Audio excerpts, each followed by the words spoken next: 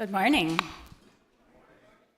Welcome to worship with the community of First Unitarian Church of Omaha. I'm Reverend Shari Woodbury, the settled minister here. Whether you're here in the sanctuary or online this morning or sometime later this week, I'm glad you've chosen to plug into this community, into our life together. Each week we come together to worship, which from the Latin means to remember that which is of worth. We reground ourselves in our highest values together in community. A special welcome to visitors. This is a congregation of all ages and abilities. It's a community with a rainbow of gender and sexual identities. It's a community with diverse cultural and class backgrounds. We draw from many different sources of inspiration. You're going to hear a little pop culture today. And we share common liberal religious values. Whoever you may be, I invite you to bring your whole self into this space. If you are joining us online, I encourage you to create a YouTube account and sign in when you attend that way. This will allow you to participate in the chat for joys and concerns and other uses. And everyone is invited to subscribe to our channel and share videos that you like with others who might be touched by the messages. For those here in person, after the service every week, we have a coffee hour downstairs in the common room. That's the room right below the sanctuary. You can go out that way and down and around, or out this way and down and around. And I'd like to mention just one thing as far as announcements. If you haven't gotten one already, we have these lovely little bags with holiday cards in them that can be used to invite a friend or neighbor or someone who might be lonely for the holidays or looking for meaning to come to one of our Christmas Eve services, either in the morning or in the evening on Christmas Eve. So I invite you to help spread the word. And those are in the foyer next to the screen out there. To learn about activities you might want to take part in here at First Unitarian, please use the QR code or the links that are in your order of service. You can also grab a printed e-news in the foyer. First Unitarian occupies the traditional treaty lands of the Omaha and Otoe, Missouri tribal nations, whose sovereignty existed long before the state of Nebraska. We'd also like to express our respect to the Ponca, Winnebago, and Santee Sioux tribes of Nebraska, and many others represented in the Omaha area. Here at First Unitarian, our aspiration is to let land acknowledgements be just a beginning as we educate ourselves and support charities, causes, and rights of Indigenous peoples in our area.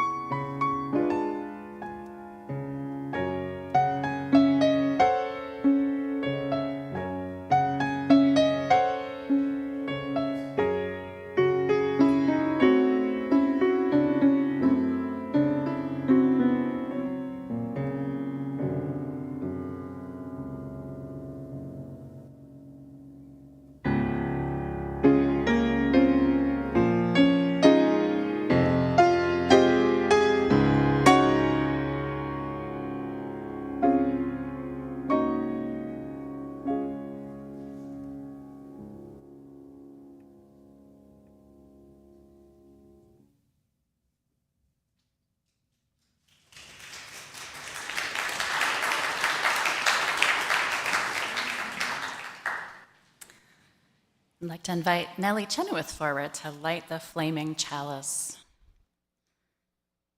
You can find the chalice lighting words in your order of service or inside the front cover of the gray hymnal.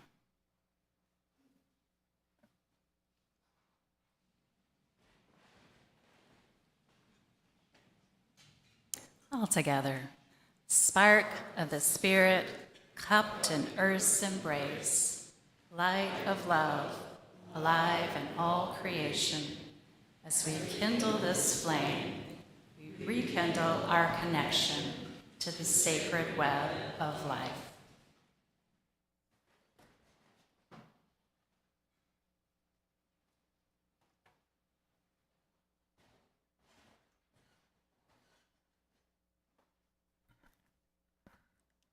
Today, we celebrate a dream awakening. Today, we worship with renewed hope in our hearts. Today, we act on an audacity of hopes and dreams for the future. Today, we begin hard work for justice, equity, and compassion in all human relations. For today is a day like no other, and it is ours to shape with vision and action. Let us worship together and celebrate a dream awakening.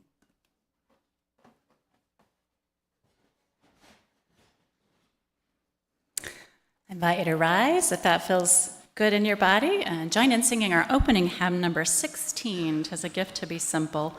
We'll sing it through once as written and then a second time through just sing the melody on do.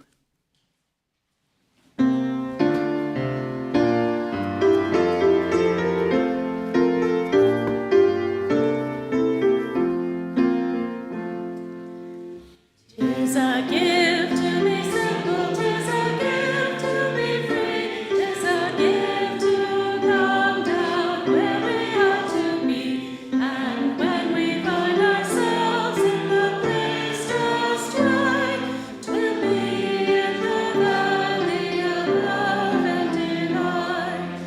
When true simplicity is gained, to bow and to bend we shan't be ashamed. To turn will be our delight, till by turning we come round right.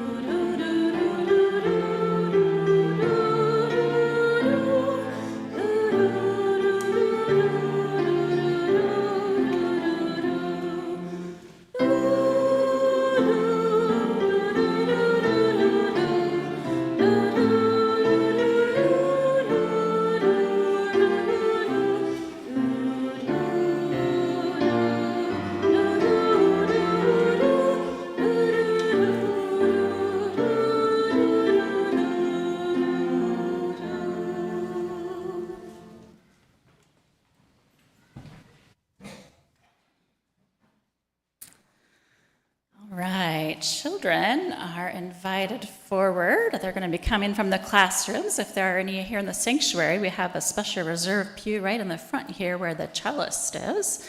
And we have some special storytellers today, Shari, Patricia, and Kira, with some special imaginary guests to help tell this story.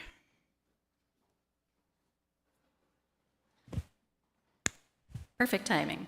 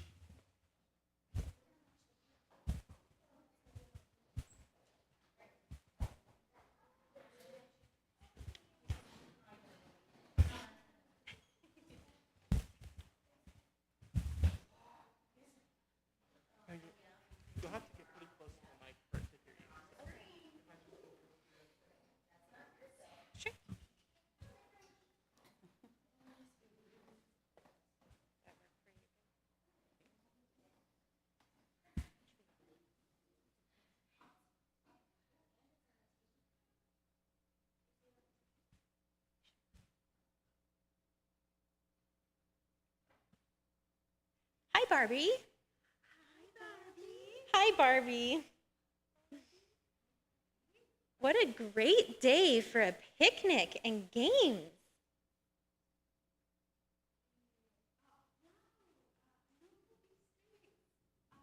We have some? Of course, but first, let's play a game to decide who gets what. A game? What kind? It's a race.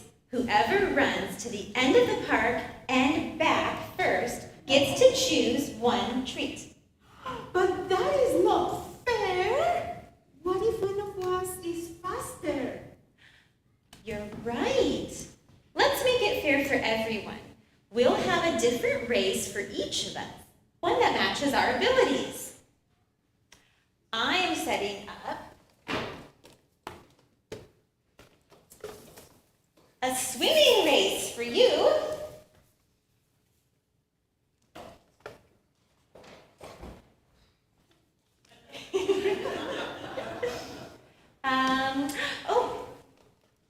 A puzzle-solving race for you.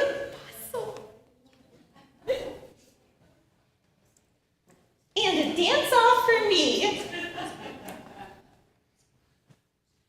On your marks, get set, go! Come on, guys, turn up the fun.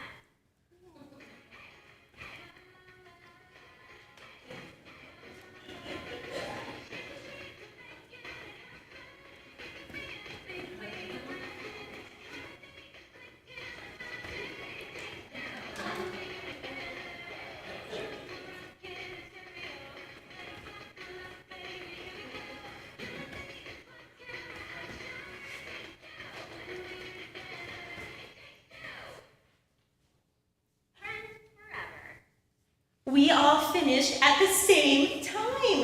Yay, that was fun. That means we each get a treat.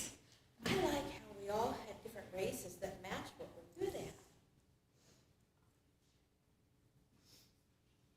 That's called equity. It's about everyone having what they need to be successful, even if it's different for each person. I'm so happy we all got to enjoy our treats and enjoy taking on fun challenges. I learned that fair doesn't always mean equal. It means everyone having what they need. Yeah, just like in school. Sometimes we need different things to do our best. Exactly. When we treat everyone with equity, everyone can be happy and successful. Yay! The end.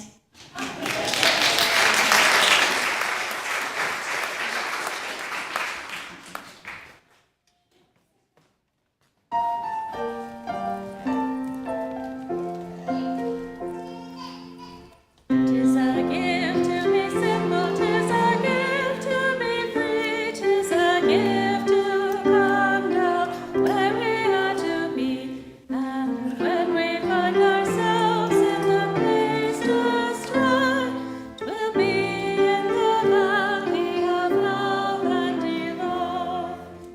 And true simplicity is gained, to vow and to mend we shan't be ashamed. To turn will be our delight, till by turning, turning we come round right. Well, that was fun. Brought to you by Christina Strong, our Director of Lifespan Religious Education, and ChatGPT. We come to the time for practicing our spiritual value of generosity. Each week we share our blessings with others through a community offering. Half of the undesignated gifts are donated to a local cause, which resonates with our liberal religious values. If you're online or you'd rather give with your smartphone, you can use the QR code or link in the program. For the month of December, our Share the Plate recipient is Youth Emergency Services, also known as YES.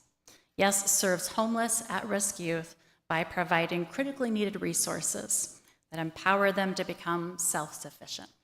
You can learn more about this organization at yesomaha.org. Thank you for giving as you are able.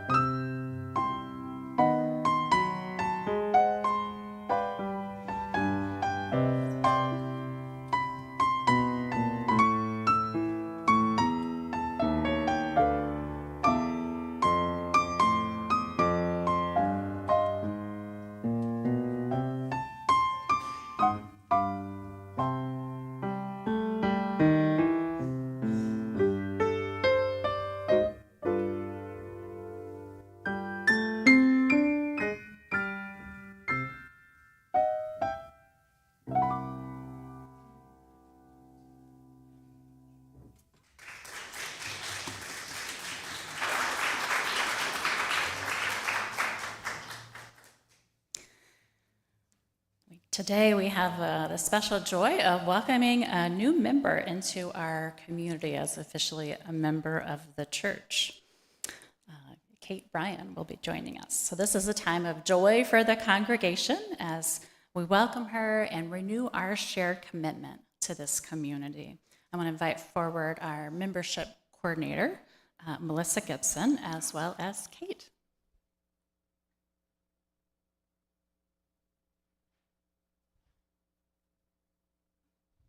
I'm looking for Melissa.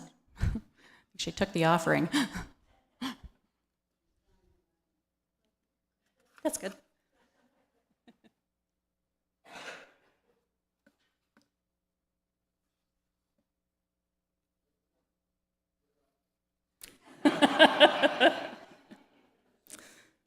If you're new here, you can tell that we're not too serious of a group.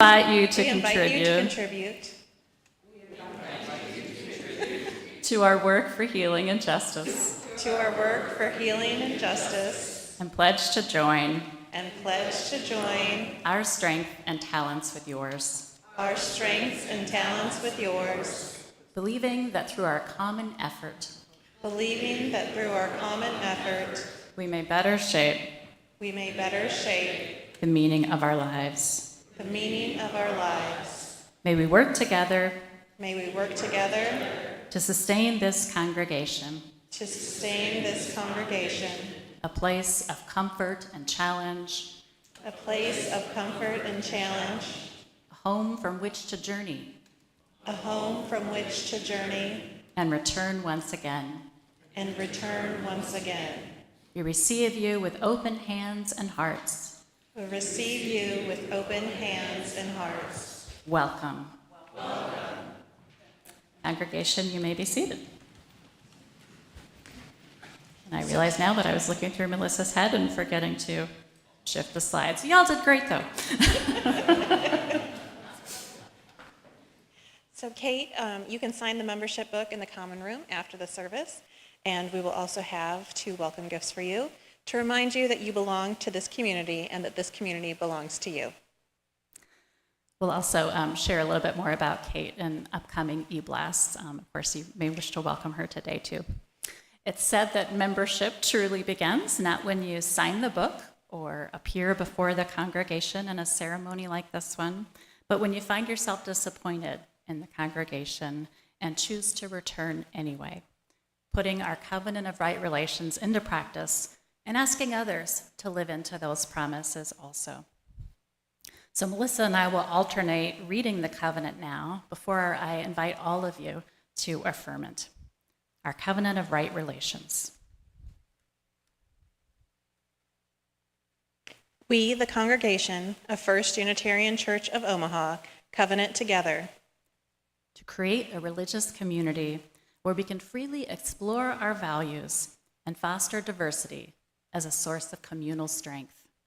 to build healthy relationships, seeking to understand each other and to respect our differences. To listen deeply and endeavor to communicate directly, honestly, and compassionately, particularly when we are in conflict. To do our best to make amends when we have hurt each other, even unintentionally, to learn from our mistakes, to forgive, and to reconnect in a spirit of understanding and commitment. Members old and new, do you affirm your commitment to this covenant? If so, just as you are, you may say, I do. I do. Reverend Alice Blair Wesley said that to join a free church is to sign a promise that may sound simple. It should sound simple, but which, if you keep covenant, brings you into intimate companionship with others who have promised to live with all the integrity that you and they can together muster in all the years of your lives. To our new member, Kate, may you find comfort in this community. May you find joy in it. May you be challenged in it. And may you know that your presence among us is a blessing for all. We're so glad to have you with us, Kate.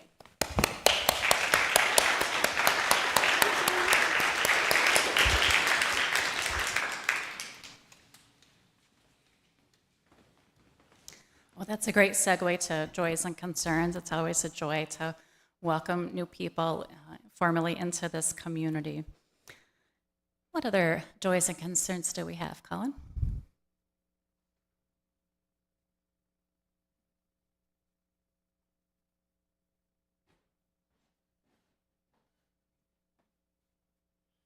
From Lita Magasana, she says, I will be having surgery tomorrow and healing for 6 weeks. I will appreciate phone calls and emails. And from Elaine Wells invites you to the potluck fundraiser for children in Gaza. Palestinians will bring delicious foods. It's on Sunday, December 9th. What? 10th? 10th at 5:45 at First United Methodist Church.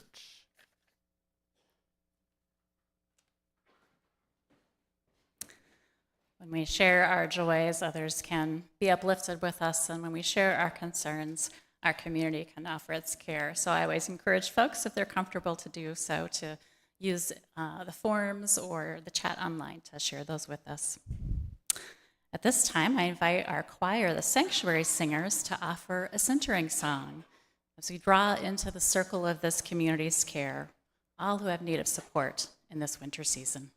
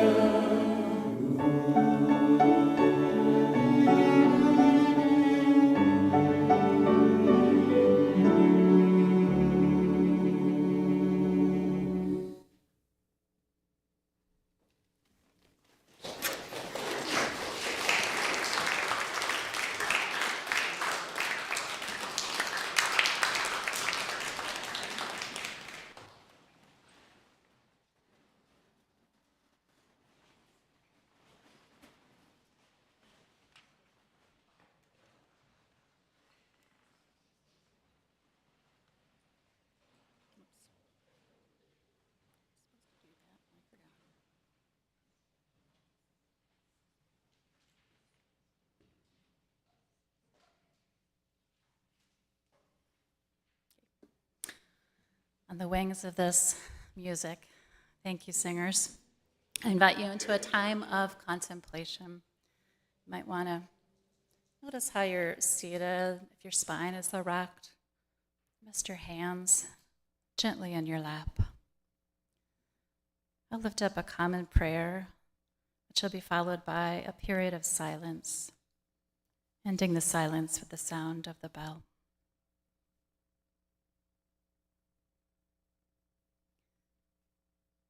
Spirit of life, this December is like so many before it, and yet it is different too. For we have been through much these past years, and we are different. Weary, worried, uncertain, whether raw or numb, we are ready perhaps to see things anew. In a time of year that can often be hectic, may we welcome silence and stillness. May we listen to our bodies and spirits and not be afraid to hole up and rest like so many creatures do, if that is what we need.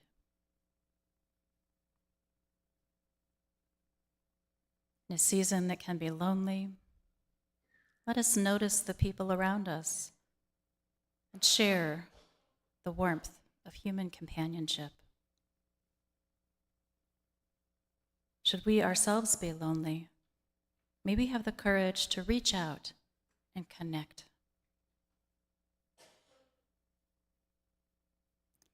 In a time that can also harbor hope, open our hearts to children, playfulness, and joy.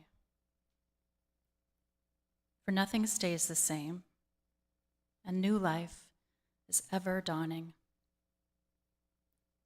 Let us rest and ready ourselves to partake of whatever gifts emerge in this time. May it be so.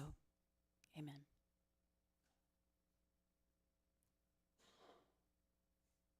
A time of silence for your own reflection or prayer.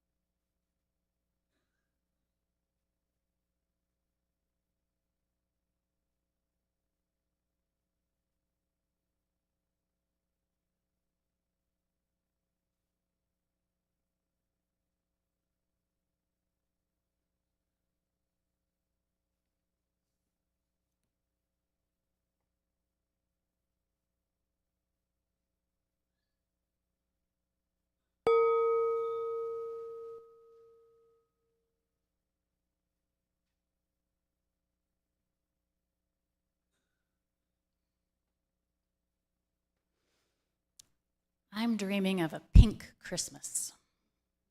Pink. Pink like sugar plums, perhaps, that dance in children's heads on Christmas Eve. Pink like Barbie land. Pink like the fuchsia triangle that has been a symbol of gay pride and queer rights since before the rainbow flag. My parents sought to give me a pink dream one Christmas when I was little. Perhaps you recognize the Barbie dream house here on the chancel. This one was from the early 80s, before Barbie Land went all in for pink. My family was middle class, though my mother had had less growing up. And my parents both enjoyed expressing their care for my brother and me through holiday gift giving. The dream house may have been the most extravagant gift they ever gave me. It was the big gift next to the tree one year, when we crept down the stairs early on Christmas morning, still a little dark with the twinkling lights on the tree, to see if Santa had come. This was the big gift. I'm not sure I appreciated what a big deal this present was. It sunk in more when I found out that my parents had carefully saved the dollhouse and all its furniture and play sets for 3 decades plus after I outgrew it. They saw it as an heirloom to be passed on from generation to generation. 6 or 7 years ago, they took it out of storage. It had been up in the rafters of their garage. Mom and Dad loaded the dream house into their vehicle where they live in southeast Iowa and drove the 2 days from Iowa to Texas to deliver it to my daughter when she was little as a Christmas present. And the Christmases since then, this time of year has often found me wondering what I am passing on to my child with this holiday. The Christmas story itself has little to do with gift giving, except, of course, for the gold, frankincense, and myrrh brought in celebration of a baby's auspicious birth. So I wonder, what should we be dreaming of giving, dreaming of receiving, dreaming of achieving? When my parents gave their young daughter and then their young granddaughter the dream house, it was more than just the gift of a toy. This house is a home of possibility. The Barbie doll herself is different from the baby dolls that girls have long been given to play with, in that Barbie is an adult woman. She is supposed to represent the infinite possibilities for girls as they grow up. Barbie has been everything from fashion icon to doctor, astronaut, yoga teacher, conservation scientist, and of course, she's been president of the United States multiple times, which we can't say in real life yet. So to me, this strikes me as play with purpose, Barbie land. There's a point to it. The dream house is part of this empowerment story too.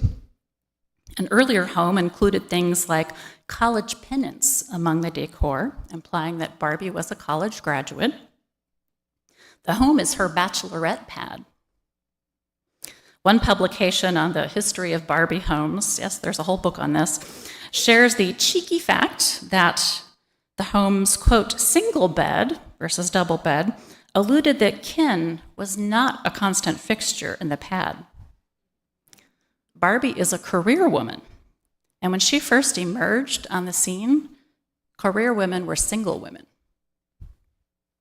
Now, these days, Mattel, the maker of Barbie, also emphasizes how imaginative play with diverse dolls, and they've come out with all kinds of diverse dolls, nurtures the development of empathy. So they're still on a bit of a mission of play with purpose, or at least the marketing campaign emphasizes that part. Barbie's world also carries some messages that I'm guessing my parents may not have particularly intended. The design of the dream house shifted with our culture. My dream house, one writer notes, reflects a turn toward environmentalism, featuring flower-filled window boxes, skylights, and a natural color palette. I was interested to learn that later versions added a Barbie wheelchair-accessible layout, because now there's a Barbie in a wheelchair, and recycling bins. So who knew that Barbie was green and inclusive?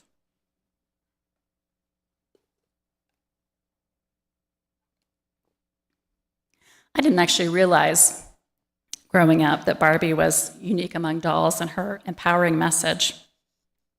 I saw the impossible physique, and I think I also probably internalized the blonde is better message of our culture, in part from Barbie, which, as a person with an uncategorizable hair color, set me off on an identity crisis of a lifetime.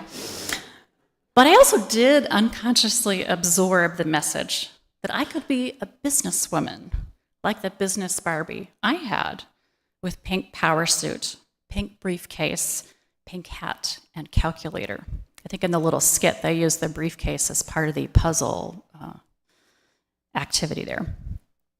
And I probably did unconsciously absorb the Barbie land assumption that a mate and wedding and kids were not the be-all, end-all of female life. Another more questionable value the dream house communicated was the aspiration to middle-class consumerism. Barbie is a material girl. You're always getting more.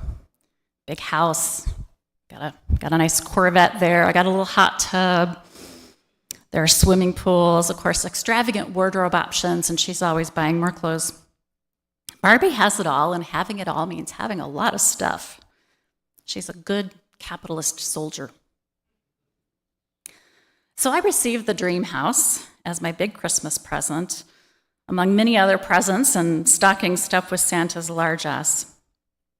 And then as I got a little bit older, I learned to make money and save money and become a giver of presents myself, which meant becoming a shopper, consumer, a spender who participated in the December mall frenzy, and we always went to the mall nearest to us for our Christmas shopping. Christmas was a significant part of my socialization into consumer society. Anybody else relate to that? See a few nods, yeah.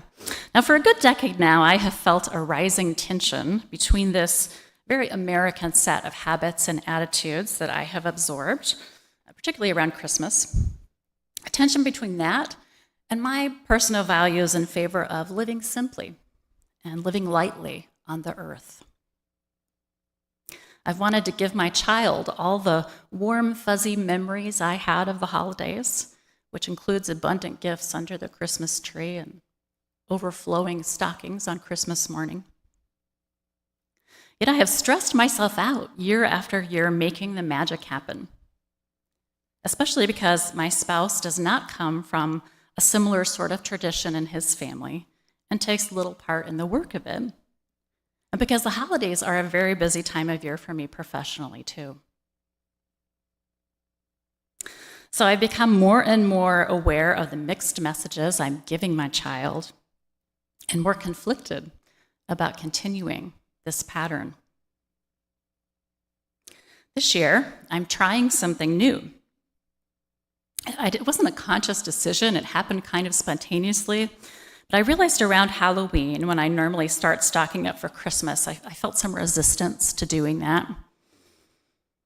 And I suspected my family was more blasé about this than I. I suspected that the pressure to recreate for my kid the magic of my childhood holidays had always been largely internal. So I announced to my husband and my daughter, really without thinking it through, a few weeks ago that this year I plan to scale back. Maybe one present each, just one thoughtful thing. Though Santa will presumably come, and Santa does what Santa will. Because I said aloud to them, I think what we all really value most about this time of year is our rituals, like decorating the Christmas tree together, and the special family time when there's no school and no work, and we're just chilling together apart from the world. I said it casually, with confidence, but I was testing. And they cheerfully agreed, unblinking. So, I haven't bought anything yet. I feel a little nervous about this. You can ask me in January how it all played out. But meanwhile, if you also want to be relieved of the pressure of keeping everything up over the holidays, of doing too much, buying too much, expecting too much, I invite you to join me in choosing the gift of simplicity this year. If that feels right for you, we can just try it as an experiment and see how it feels this year.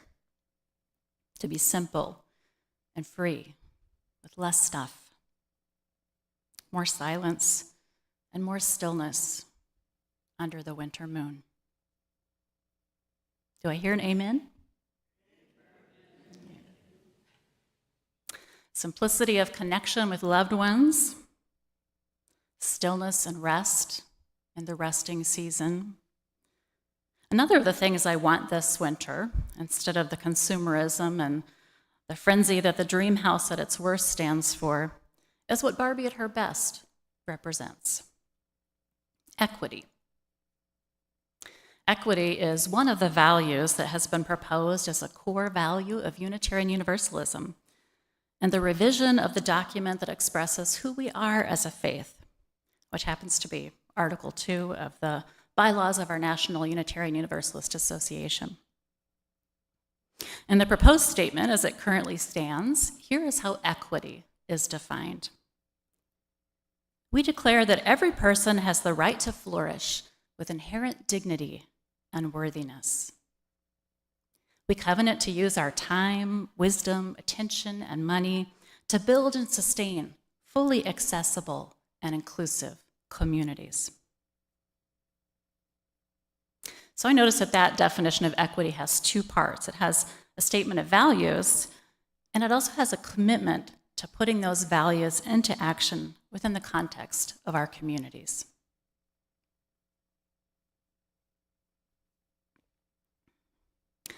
If Mattel can do it, surely we can do it.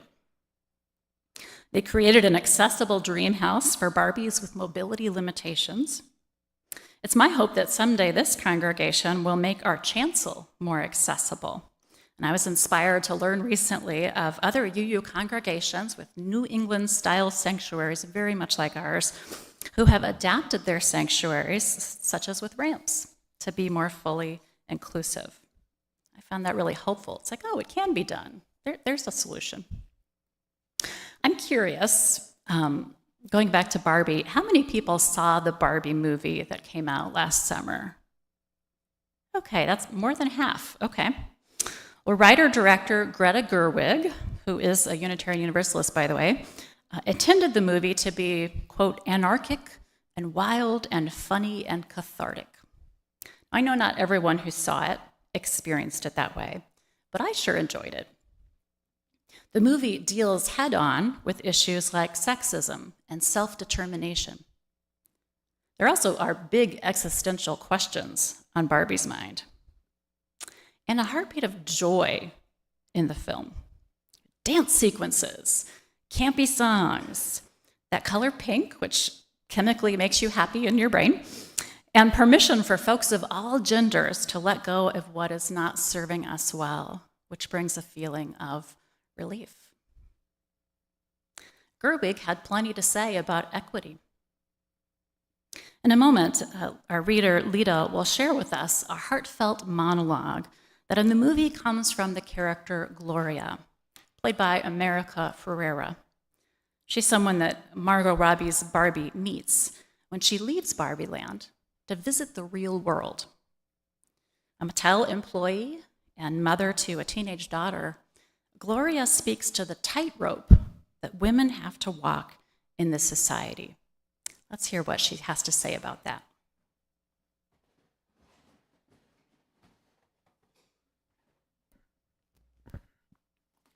It is literally impossible to be a woman. You are so beautiful, Barbie, and so smart, and it kills me that you don't think you're good enough. Like we always have to be extraordinary, but somehow we're always doing it wrong. You have to be thin, but not too thin. And you can never say you want to be thin. You have to say you want to be healthy, but you also have to be thin. You have to have money, but you can't ask for money because that's crass. You have to be a boss, but you can't be mean. You have to lead, but you can't squash other people's ideas. You're supposed to love being a mother, but don't talk about your kids the whole damn time. You have to be a career woman, but always looking out for other people. You have to answer for men's bad behavior, which is insane. But if you point that out, you're accused of complaining. You're supposed to stay pretty for men, but not so pretty that you tempt them too much or that you threaten other women because you're supposed to be part of the sisterhood. But always stand out and always be grateful, but never forget that the system is rigged. So find a way to acknowledge that, but always be grateful. You have to never get old, never be rude, never show off, never be selfish, never fall down, never fail, never show fear, never get out of line. It's too hard. It's too contradictory, and nobody gives you a medal or says thank you. And it turns out, in fact, that not only are you doing everything wrong, but also everything is your fault. I'm just so tired of watching myself and every other single woman tie herself into knots so that people will like us. And if all that is also true for our doll just representing women, then I don't even know.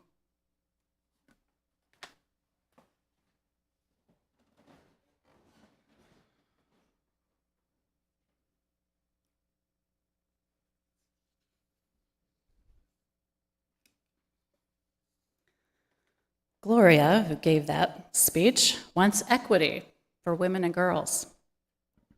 No more of these impossible expectations and limitations that are placed only on female people.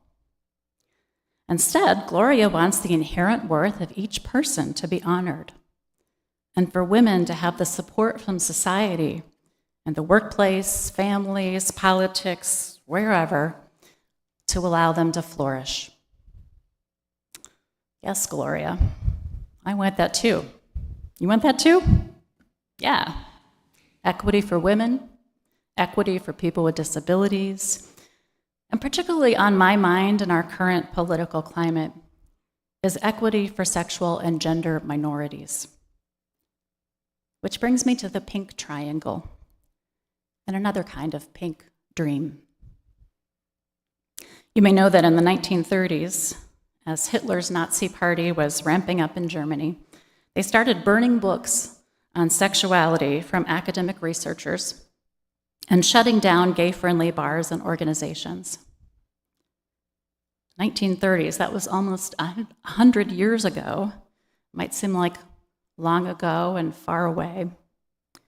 But there are echoes of that pattern now, as some schools ban books that acknowledge the range of human sexuality and gender, and lawmakers go after drag shows, including here in our own state. Similar to how the Nazis made Jews wear yellow stars, they made gay men wear pink triangles to brand them as undesirables. In the gay rights movement of the 1970s, the LGBTQ community reclaimed the pink triangle as a symbol of solidarity. In the 80s, when I was growing up and when I got this dream house, the pink triangle, which they now started making bright fuchsia, was used to highlight the need for a responsible public health response to the HIV/AIDS epidemic. The pink triangle has continued to be used as a reminder both of what queer people suffered and survived at the hands of the Nazis, and as a symbol of pride and resistance to continuing threats to the humanity of queer people. Well, here's what I think. If Jesus is the reason for the season, and I can accept that, we wouldn't be celebrating Christmas otherwise, we might best celebrate the season by living as he lived, by standing with those whom society would marginalize, by witnessing their humanity and embodying a relationship of respect and care. So it seems perfectly Christmassy to me to be talking about equity for marginalized people in December. I look at the pink triangle now and I see more than a pink dream. I see a demand that GLBTQ people be treated equitably as persons with inherent dignity who deserve to thrive. People who should have the opportunity to be their full selves, who should be not only unimpeded by society, but supported by society toward that end. Can I get an amen? Yeah. Well, let's go back to Barbie's Pink World. If you haven't seen the movie, perhaps you're wondering how the issue of equity is resolved in the film. Stereotypical Barbie, who's the one played by Margot Robbie, has had an existential crisis. She's having dreams of death, and she goes off to the real world. She goes expecting people to thank her for helping to change everything, and she's disappointed to learn that Mattel's Barbie line has not fixed the problems facing women and girls, despite generations of girls raised with smart Barbies who can do anything. She also wants more for herself than her plastic life in Barbie land. She wants to be not just somebody else's plaything, but someone who does her own imagining, the subject of her own story. Her sidekick, Kin, played by Ryan Gosling, sneaks along on this real-world adventure and has a different experience. In Barbie land, Kin was largely peripheral. Barbie, after all, is the main character. The unexpected hit summer song, I'm Just Kin, captures Kin's frustration at having little purpose in life but to beach and wait for morsels of attention from Barbie. Ashley Fetters-Malloy, a Washington Post writer, lifts up songwriter Mark Ronson's observation that the laughing while crying catharsis so many viewers feel walking out of Barbie is near perfectly embodied in Kin's sung lament. We all need to laugh about things that are actually kind of painful, Ronson says. The lingering half-life of the song, I'm Just Ken, he muses, may be a way to make the Barbie experience last just a little longer, so we can hang on to those cathartic laughs about our messed up, inequitable society. Things shift for Ken in the real world where he experiences patriarchy for the first time. To be reflexively granted respect feels pretty good to him. To see people who look like him in positions of authority looks good to him. Also, horses are really cool. So Ken does a little research on the societal model of patriarchy, stops at a local library in the real world. And when they get back to Barbie land, Ken tries to implement patriarchy there. Now, the Barbies successfully recover Barbie land after the Kens have lorded it over them for a little while, but it doesn't go back to the previous order. Not exactly. Something has shifted. By the end of the movie, Barbie is telling Ken, not every night has to be girls' night. Okay, this place doesn't have to just be about the ladies. In other words, the solution to patriarchy isn't to give all the power to women. It isn't just to flip it and make it the opposite. The solution to inequity is to change the model of power and how it is shared. Whether in Barbie land or here in our real world, the dream of equity is about creating the conditions for all people to flourish. Everybody.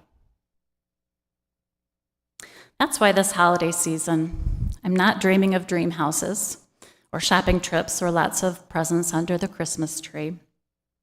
I'm dreaming of quality time with loved ones. And I'm dreaming of giving my child, and all our children, a society more equitable than the one that I have known. I'm dreaming of a pink Christmas. May we all help to make it so. Amen. I invite you to rise, if that feels good, and join in singing our closing hymn, number 226, People Look East. Thank you.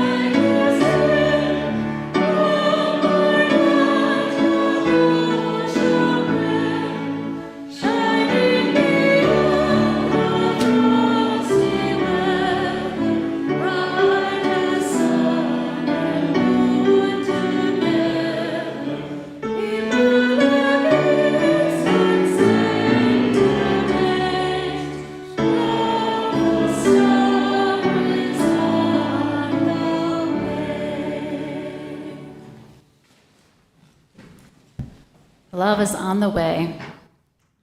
Let us make room for it in our hearts and in our lives. And let us help love to do its work in a community of equity and care. May it be so. Amen.